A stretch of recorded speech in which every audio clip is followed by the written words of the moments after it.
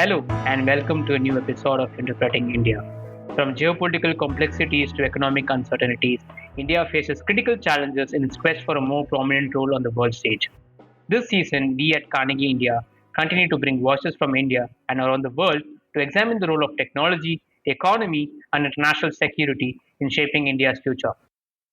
Although today the topic is not purely India focused, it is definitely a topic that is important for our country, especially in an era of rising geopolitical tensions and rapid technological advancement, where the security of our space based assets has become more imperative than ever.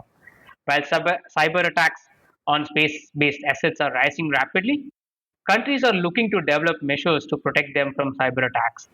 At this juncture, we are going to discuss about cyber security in outer space and the role of outer space regimes such as international law in fostering them. Joining us today to discuss this topic is Dr. PJ Blount. Dr. Blount is an assistant professor of space law at Durham University. His primary research areas are international space law with a focus on space security and cyberspace law and governance. He has published and presently presented widely on the topic of space law and has even given expert testimony on space traffic management before the US House of Representatives. He is also an author of this fascinating book called Reprogramming the World, Cyberspace and Geography of the Global Order. Do get it at the stores or online. He is an editor of the Proceedings of the International Institute of Space Law and was formerly the editor in chief of the Journal of Space Law. He currently serves as the executive secretary of the International Institute of Space Law and is a licensed attorney with the State Bar of Georgia in the US. PJ, as I would like to call him, and if I may, it's wonderful to host you finally for our podcast today, and I'm excited. No, thank you so much for having me. I'm excited to be here. So, PJ, my first question is it's a very primary question. How is cybersecurity important for outer space activities? Well, if you think about what we're doing in space, these are essentially just computers that are on orbit. I mean, a satellite is not much more than that. It is a craft that is orbiting the Earth, but it is driven by a computer. And so, like anything else in your life, cybersecurity impacts this. I've quipped before that satellites are just things on the Internet of Things. The issue that we see in cybersecurity for space is that there has been lag in the industry actually responding to these issues. In 1998 was the first time that we actually saw internet go through a satellite, but it was probably 15 years before there was industry recognition that this is a problem for us that we need to deal with. Right. Do you have any idea when is the first incident of a satellite being cyber attacked? Just to kind of get an understanding of the history. Yeah, I mean, so what is often considered to be the first cyber attack happened in the 1980s, and it's the Captain Midnight attack. If you Google Captain Midnight, that should get you there.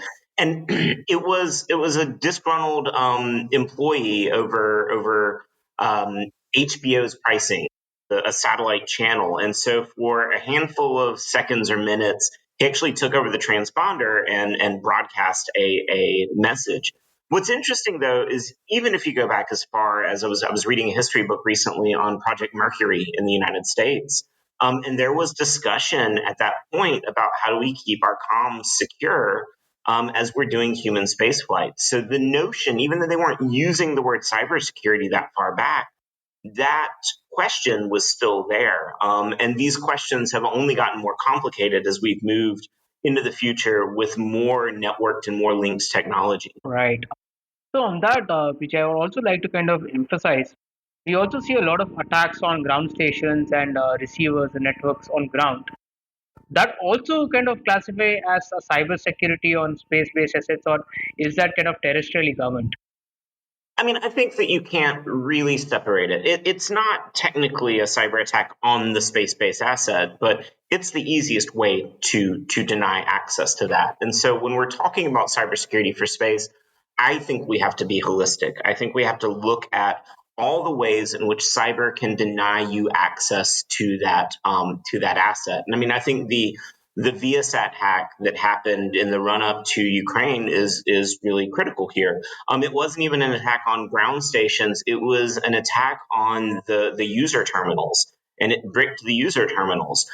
That wasn't a hack on the satellite. It wasn't a hack on the ground station. Nevertheless, it was an effective denial of the space capability.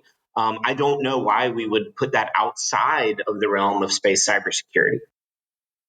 Right, that was very interesting to know. And talking about outer space governance, I mean, both of us are lawyers here, and we kind of research on the outer space governance primarily on international space law. If you see the Outer Space Treaty of 1967, it mandates state responsibility for national space activities.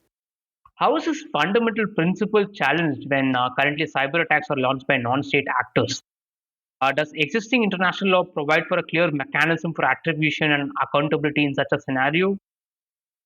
No, certainly not. I mean, we'll start with the Outer Space Treaty, and Article 6 does have this very unique feature in international law of attributing space activities of non governmental actors to the state. It sort of short circuits the articles on state responsibility. But the problem with taking this over and attributing it to cyber activities is clear, right? Is that a space activity or is it something else? And I think that is a major problem. When you think about Article 6 and you're talking about it in terms of somebody doing like a launch or deploying a satellite in space, that is something that the state clearly has an ability to monitor, to react to do the things that they're supposed to do. If it's a person in a house that's built their own ground station and is sending up malicious software, I think there are deep questions as to whether or not that fits under the treaty regime. Moving into general international law, and your question about attribution, we have this notion that if somebody is doing something on behalf of the state, if there's agency there between the state and the person, that is attributable, but that's legal attribution. Our big problem in cyberspace is just attribution in general, right? Who did this thing? And we have plenty of examples where there seems to be a clear, this state or this entity did X in cyberspace. And that state just simply says, no, it wasn't us. You can't prove that it was us. And therein lies the problem, right? And so we have both a technical attribution problem, but also a legal attribution problem at international law. So there's, I can understand that it's basically more of also a capacity issue where states need the technical capacity to kind of accurately, attribute the attacks back to the perpetrator, and also in terms of legal regime. Well, there need for better regime that kind of ensures better attribution legally. In terms of even the outer space treaty, for that matter, we have the Article 3 that basically says outer space activities need to be performed in compliance with international law, and this also includes UN Charter. Expanding on that, the right to self-defense exists under the UN Charter, right? So, at what point does a cyber operation against a nation's space, or right now its space as a critical infrastructure, right, kind of cross the threshold to be considered as an armed attack, justifying a retaliatory response, and right? And can states respond to cyber attacks kinetically? Will that be justified as proportionate? Yeah, I mean, this is the million dollar question in cyber right now is when do these cyber activities sort of move past espionage or these gray areas and into something that we can say is an armed conflict or an armed attack? And right now, there it's all over the place on what people are saying, right? So the Talon Manual, which was this manual for the laws of armed conflict in cyberspace, suggests that we have to look at the scale and effect. Is the thing that happened from the cyber attack similar to the scale and effect of an actual attack with a kinetic weapon? There's also this notion that we shouldn't treat these things as necessarily weapons, but as means and methods of warfare, which is its own category in the law of armed conflict. So there's a lack of clarity in the law right now, and we don't have any sort of practice to look at to say, okay, was characterized as an armed attack and this wasn't.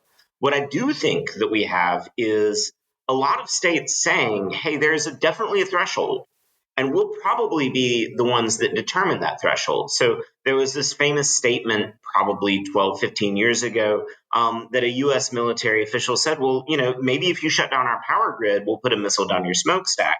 And that was this notion of, hey, we can respond kinetically to your cyber attack. Your information warfare is something that we can respond to kinetically. And I think that what you would see if you looked around is that there are numerous states that take this position. We just don't know where that line is, and that's the problem. And so, as a matter of policy and politics, states will likely resort to kinetic at some point. As a matter of law, we still have yet to sort that out. And everything that we're seeing right now is still very speculative because we don't actually have any cases to go from. So there has not been a case where a country has retaliated by cyber attacking a satellite or a space-based asset. So we really don't have a case.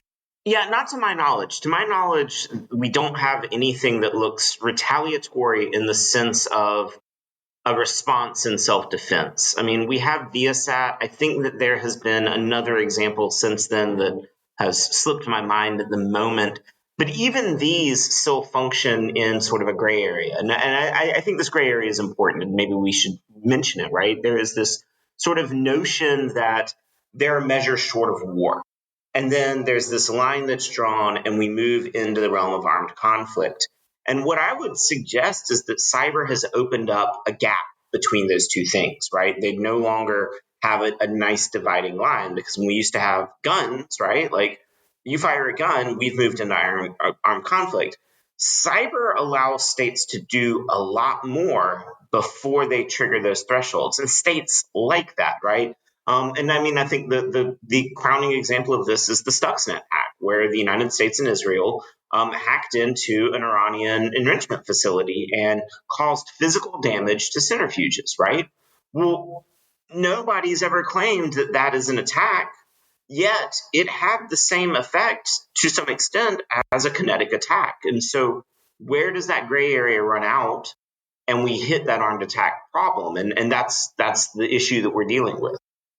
So I think even before talking about retaliation, one thing that I wanted to mention is even under the current outer space treaty, just kind of been a primary regime for outer space governance. If you take Article 9, for example, it talks about avoiding harmful interference with space activities.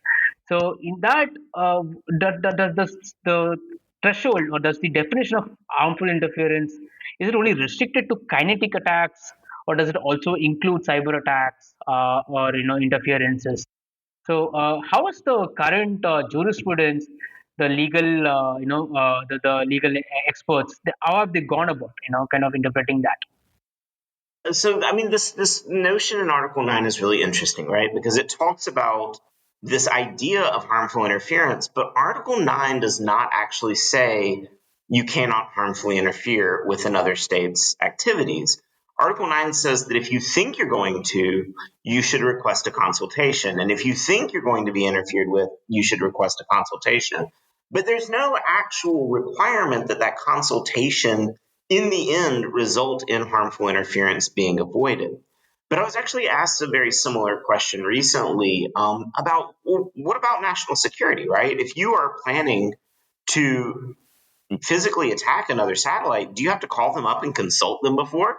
That's clearly harmful interference. But that also seems to run counter to the notion of a military attack. And so I think that we could suggest, and it's not explicit there, that there is to some extent a national security carve out that exists within Article 9. It may not be explicit, but it's implicit, right? Nobody's going to call up and say, hey, I'm going to attack your satellite. Should we consult about it? And I think that cyber is going to get wrapped right up into that. And I think the real problem is that cyber allows you to harmfully interfere a lot more before you've actually done something destructive, Yes. which means that there is, a lot of opportunity and a lot of incentive for states to be engaging in this behavior and just ignoring the Article 9 imperative. Yeah, I think it also has to do a lot with escalation management, right? Where countries kind of resort to these cyber activities so that the act doesn't get escalated to a level where you kind of expect a kinetic retaliation or a response. But So, yeah, definitely. I mean, the ability to reach out and manipulate something in another state without flying a jet there and without rolling a tank there and without putting boots on the ground, states really like that. And so, yeah, I think absolutely. Like, you can avoid a lot of escalation by going and mucking around in somebody's system. Right. So this again is a global problem, and we see increasing cyber attacks on satellites. Day to day, some get reported, some don't get reported. But how is the multilateral space vis-a-vis the United Nations Committee on Peaceful Uses of Outer Space, as well as the first community, in the Conference on Disarmament, with the current open-ended working groups? How have both these committees gone about with regards to cyber attacks? I think in the first committee we did have the a group of governmental experts and also the open-ended working group on ICT security kind of talk about cyber attacks and responsible behavior in cyberspace in general. But where it is when it comes to space activities, with regards to the open-ended working group on prevention of arms race and outer space and all its aspect, as well as the committee on peaceful uses of outer space. How have these multilateral bodies gone about so far? To be honest with you, not much. They haven't done much at all. The ICT GGE, Group of Governmental Experts, they in I think 2015 kind of adopted a report with some fundamental rules that essentially aren't much more than international law applies in cyberspace. And that's what they could agree on. But I think the challenge that we're facing right now in this area, and I would say in international law writ large, is that there are some fundamental differences between the powerful players on how to view international law, but also how to view cyberspace, and then also how to view space. And as we've seen sort of global politics get a bit more pugilistic, there's a lot more enmity going on right now. I think what we're seeing reflected in the law is an inability to move forward and an inability to adopt mechanisms that will restrain states in this area. And I think that has to do with a lot of factors. One of those factors is that states like the freedom that cyberspace gives them. There's a great piece written by a military guy in the US called Three Cheers for Ambiguity, right? They like the ambiguity of this. And why would we negotiate that away?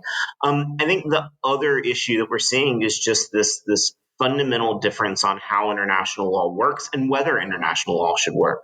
I think from the China and Russia bloc, we're seeing a push to really change that system in a new way. And weirdly, from the United States, I think it's one of those, they were the defender of the system for a long time. And now the call, to use the slang, the call is coming from inside the house. They are trying to destroy the system. And so I think that puts us in a very problematic area, right? We know that this is something that needs addressing. We know that there is a need to discuss how we're going to secure space, how we're going to secure cyberspace, but we can't actually sit down at the table because it's the system itself that's under attack as much as it is the problems of dealing with cybersecurity. Interesting. And now, what is happening is this year, I think, of course, there are countries and the states involved, but what we're seeing right now is a growing relevance and activities by private sector. The private sector, the startups, the companies, they're also launching end-to-end space activities, and cybersecurity is becoming an important aspect for them too. Right. So how is national governments, okay, multilaterally things, they're slow to move, I get it, but nationally, how different governments have gone about by mandating, specific cyber security requirements for the private space companies? Like, how have your experience been by, kind of scanning what UK or US has done, what other countries have done, and is there any learning that countries can take forward from that? Yeah, I mean, so the private industry is really clearly, one of the things that they're concerned about it, right? If your satellite is hacked and it's one of your major assets for your company, you've actually now lost a multi-million dollar asset. So they're very concerned about this, and that's where we're seeing a lot of the drive right now coming out is from private industry trying to figure out how to keep themselves secure. From a legal perspective on what states are doing, we've seen, I think, very different approaches, right? So in the US, you essentially have a policy that space things should be cyber secure. You have the Federal Information Management Act, which says that if you're going to contract with the US, you need to employ certain standards, and that does then apply to your space system if you're contracting with the US. But there's no general rule that says if you're going to, be a space operator, that you need to address cybersecurity. If you move over to the UK, the law says, you should be cyber secure and you're going to need to put forward a cybersecurity report. If you look at the draft EU Space Act, it's actually very detailed and it wants very specific things in addition to, just this normal idea of being cyber secure. I do think there's something to be kind of thought about here, right? Because one of the things that you see in the literature is people over and over say, we need cybersecurity law for space. And I would be reluctant to say that we need sort of law writ large. I mean, I often tell people that the law says thou shalt be cyber secure, and then you have to go off and figure out what that means. Because if you get too specific in the law and the regulation, then you can end up making things insecure because it can't be tailored to your specific needs. You can end up writing law that becomes inadequate or outdated because technology has changed. And so you run into this, I think, fundamental problem where you have to think about what is the right level to put these requirements in at, right? A statute might say thou shalt be cyber secure. A regulation might require you to submit your cybersecurity report. Guidelines, standards that sit below that might not be binding, but they're going to be the guides that you need in order to comply with the regulation and to comply with that law. And so I think there are big questions on how do we do this in sort of a multi-level regulatory regime. Kind of understand that you're talking more about a horizontal approach, kind of where you have one cybersecurity law that's just not space sector specific, but more of a supply chain specific from the components, from the hardwares, from the chips that go into the satellites, the way how you manufacture it, how you're launching it. I think every single nut and bolt that goes into the space asset needs to be cyber secure, right? If that's what you're looking to focus on. Well, I mean, I think, yeah, you need to ensure cybersecurity, but let's get away from this notion that it can be cyber secure. I mean, this is the fundamental problem of cybersecurity. Cybersecurity is a risk management process. I give a standard presentation where I tell people the bad news is that your asset is not cyber secure and it never will be cyber secure. From a legal perspective, it can only be cyber secure enough. And what I mean by that is your ability to respond to some future action, whether that be administrative, whether that be a criminal, or whether it be a private lawsuit, right? You need to be able to show evidence that you were doing what you needed to do. And that's where those standards and guidelines come in. Usually at the legal level, we just see this sort of mandate, make your system secure. And so we have to kind of balance out those various things in order to figure out what it means to be cyber secure for a satellite. And so that is there, and definitely national regulations and even legislation's approach are important. You mentioned this very valid point about technology kind of growing quick, and the countries need to be wary of not kind of creating a law that's very rigid or something that's very limited in kind of its scope, because then it will become redundant. Talking about that, what are the new kinds of cybersecurity risks that are emerging? Even vis-a-vis space activities, we see the emergence of artificial intelligence and even quantum, for that matter. Do you think this kind of makes it difficult to regulate the space sector vis-a-vis cybersecurity, or do you think a proactive approach is needed? Where do you see the cybersecurity governance in outer space go in terms of these emerging technologies and the disruptions that they have caused or they will cause? Yeah. I mean, I think that this is not a problem that's specific to space, right? AI has already been shown that it'll write a malicious virus that can exploit systems. And so that is a technique that could certainly be applied to the space domain. And so I think the real question that we're facing now is the nuts and bolts of this, the pragmatic approach. Right. And I don't necessarily think that exists in law and regulation. That's why standards are important, right? So if you look at a cybersecurity standard, and I'll give the example of the NIST Risk Management Framework or ISO 27001, right? These are frameworks that walk you through evaluating the risk to your system and gives you the tools that you need in order to make decisions on how to mitigate risks and which risks to mitigate. And that I think is really critical. And what we're missing right now in space are what we might call the overlays for those, right? Like if you're running a satellite, it's going to be very different than if you're running a pencil factory. And so by having an overlay that says, okay, well, you're running a space company, probably these are the risk factors that you need to be dealing with very specifically. And some of this work has begun. If you look at the NIST, which is the National Institute of Standards and Technology in the US, they've actually begun to do some documents that are specific to space cybersecurity, but exist within their overall risk management framework guidelines or standard. And so I think that that's really the challenge, and the thing that we have to begin to think about is how do we make these how do we effectuate the nuts and bolts of this? How do actors do decision making for cybersecurity? And I think that this is something that often makes lawyers uncomfortable, right? It's like, well, it's not law, it's not our problem. But nevertheless, it is going to be legalized on you, right? You will find these standards written into your contractual obligations with your suppliers and your buyers upstream and downstream. And so, this notion of how these things work is really important to the lawyer engaging in this area, even though they aren't law. Right. I mean, you did bring about, for example, the Federal Information Management Act in the US, right? The rules that kind of, so anyone who's kind of contracting with the US needs to follow some kind of specific standards that's kind of laid in the act. So I think my understanding is that it would be more of a bottom to up push where startups will kind of secure the contractual obligations, of which obviously for business reasons would go about appointing CISOs, chief information security officers, chief cyber security officers. The problem here again is a lot of these are startups, right? If you see the new space economy, you have small companies who are just starting with probably seed funds and just going about with their business, just realizing what needs to be done.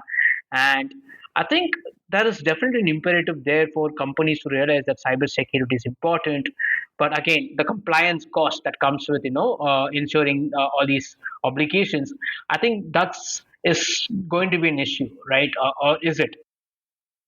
No, it's 100% an issue, right? Going through the RMF, the Risk Management Framework, or ISO 27001 is a massive undertaking, right? It is a huge amount of documentation. It requires coordination amongst multiple people on your team. Like, it is tough, and it does price people out in interesting ways. And I mean, I think that there needs to be a balance, right? So there are other options, right? So the Aerospace Industries Association in the United States has their cybersecurity standard. Is It does a lot of the same things as the RMF or ISO 27001, but it's much shorter, a little bit more accessible. It's not specific to aerospace, interestingly, but it is more manageable. And so I think that there is a scaling that has to happen when it comes to cybersecurity, right? When you're a startup and there are 4 people in your office, yeah, you can probably rely on Microsoft to secure your stuff. But as you get closer and closer to putting that satellite onto a rocket, I think that you're going to need more and more support on this. And so, in terms of contracting with government, yeah, it's going to be a massive limitation because you're not going to be able to contract with the government unless you can manage this. But in terms of just being a private actor trying to sell private services, you might be able to get away with it for a bit. And that's where this is where regulation comes in, right? So in the US, to my knowledge, a cybersecurity review isn't specifically required of your satellite before it is launched. In the UK, it is. And so that's going to impact those companies very differently in those two regulatory environments. And so, yeah, I mean, there are big questions about how do small companies do cybersecurity effectively, and we do have to come up with ways to scale that so that we don't crush them immediately, but so that we don't actually also put the space domain at risk. I think it's more about balancing innovation at the same time, ensuring cybersecurity and also regulating it so that it's cyber secure. This is a very important point that you brought about the role that industries bodies play, right? AI, for that example, you said that they have brought out with guidelines for the startups and other private sector involved in the US. I think that's one of the cue that I can take is that I think industry bodies too have a very important role to play in terms of capacity building, kind of bringing out with guidelines that are more easy to understand and implement for the startups, so that they know that they are in a good place when they're starting to build stuff and ensure that the stuff that they're building is cyber secure. That's one of the cue that I could understand. Uh, Multilaterally, like going back to the point, yes, things are not moving at the pace that they're expected to move. But do you see a possibility where countries can come out with something specific to space, with regards to a responsible, something like a responsible behavior, norms for responsible behavior in space, cyber behaviors in space, talent manual, or even the if I'm not wrong, the Woomera manual, or even the Milamos for that matter. They did kind of touch a little bit about cyber activities in outer space, right? So there is some kind of jurisprudence at an academic or a university level that exists. So what's preventing, despite this, I know there's political will that's required if you have to, by consensus, draft something at multilateral level, like a corpus or a United Nations conference on disarmament. But when there's actually some basic resources that exist, right? Is there something as a low-hanging fruit that multilateral bodies like the UN can kind of look to achieve with regards to cyber security in outer space? Yeah, I mean, I think it's a complex question. I think at the national level, states are very competent to do this, right? And we've seen it done. I mean, that is the work that NIST has been doing. It is the work that the EU Space Act does. It is the work that the UK has been doing. I think Germany's done this as well.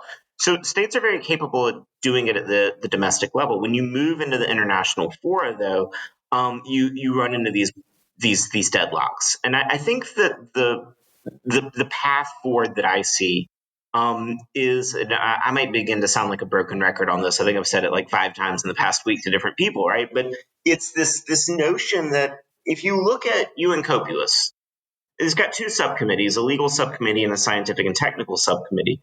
In the past 15 years, the scientific and technical subcommittee has produced more governance documents than the legal subcommittee has. And I think that's a really important data point to understand how these things work. And so I think our path forward is likely going to be in standards and guidelines, this whatever you want to call it, whether it's soft law or governance or normative content, right? There are all these words for it. But we all mean the same thing, just something that's not law that impacts how actors behave. I would see that as a possible path. But when you move over into sort of norms of behavior, you're now getting into that political situation, and I'll go back to that idea. I think that this is a system currently under threat, and I think that threat is that we can't get the main players to even sit down to talk, much less move forward on the very difficult and sticky questions that we have to deal with. And cybersecurity, whether in space or just terrestrially, is one of those difficult, sticky questions. Yeah, and I mean, and that's like very rightly said. The scientific and technical subcommittee has actually brought in a lot of guidelines. For example, the LTS guidelines in the past, right? That has been pretty good in terms of ensuring sustainability in outer space. And I have a very interesting question to you. Cybersecurity, a lack of cybersecurity in outer space, I feel actually threatens sustainability in outer space. There are activities where you make a satellite non-functional, well, it becomes an object for collision, right, with another satellite. And it also goes to the concept of space security. Is how like we have a LTS 2.0 working group, right? That's at the United Nations Committee on Peaceable Use of Outer Space. That's kind of looking at new sets of guidelines. How far or how have they looked at cybersecurity as an area that they can look to kind of bring into the conversation of space sustainability? So I will have to admit that I have not actually followed these specific discussions. It's been a busy summer, Yeah. so I haven't looked at it. But I mean, I'll go ahead and give you my prediction on it. Is that I think they're going to run into the same deadlocks, right? I think that the same problems are just going to continue to plague that discussion at the political level. I think that cyber is going to be something they have to talk about, but I would not predict any movement forward. In fact, if you look at the last GGE, consensus was broken at the last moment. No report was given. I don't have a clear reason to think that this one will be any different. Right. I mean, Professor Freeland said that consensus is possible, and the current multilateral systems are important, but we have to find a way to work out on the consensus. Uh, Jay, as I understand from this debate, a lot of bottom to top is what we require. We need countries to kind of be proactive, the companies, the entities who are working on this to be proactive rather than waiting for a top to bottom approach where at a multilateral level a principle or a kind of guidelines adopted, and it's not like we wait and watch for things to get adopted to actually adopt them, right? Rather than be proactive and adopt it, because we have the benefits, we have the incentives to ensure cybersecurity. So this conversation was interesting, and I think the audiences here kind of gathered or kind of understood where the current outer space regime is on cybersecurity and where the multilateral processes are. So thank you very much for joining us.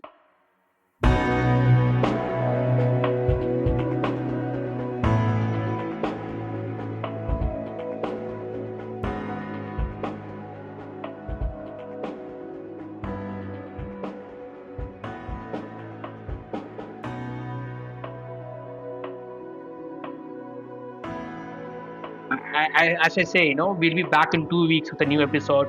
To make sure you don't miss it, be sure to subscribe on Apple Podcasts, Spotify, Stitcher, or wherever you get your podcasts from. To learn more about our research and team, you can visit us at Carnegie India. You can also find us on social media at X, formerly Twitter, Facebook, and Instagram. Thank you for listening, and see you all next time. Yeah.